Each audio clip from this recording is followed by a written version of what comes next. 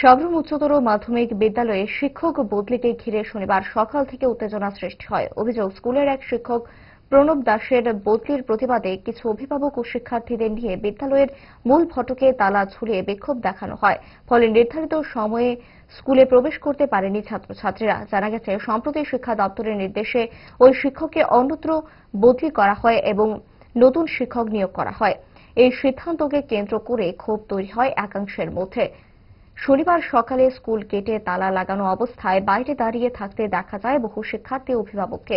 ঘটনার খবর পেয়ে দ্রুত ঘটনাস্থলে পৌঁছায় সাবরুম থানার পুলিশ ও মহকুমা প্রশাসনের আধিকারিকেরা।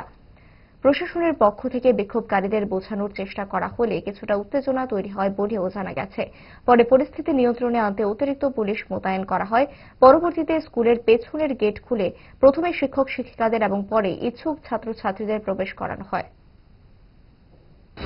এটা হচ্ছে আমাদের বিদ্যালয়ের ভারপ্রাপ্ত শিক্ষক শ্রী প্রণব দাস মহাশয় ডেপুটেশনে অন্য স্কুলে গিয়েছে।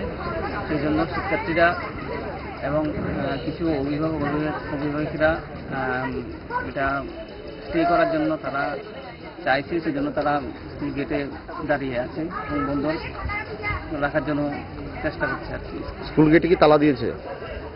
দেখা যাচ্ছে তো তালা দেওয়া। এই বিষয়ে কি বলবেন? ছাত্রছাত্রীদের উদ্দেশ্যে কি বার্তা থাকবে?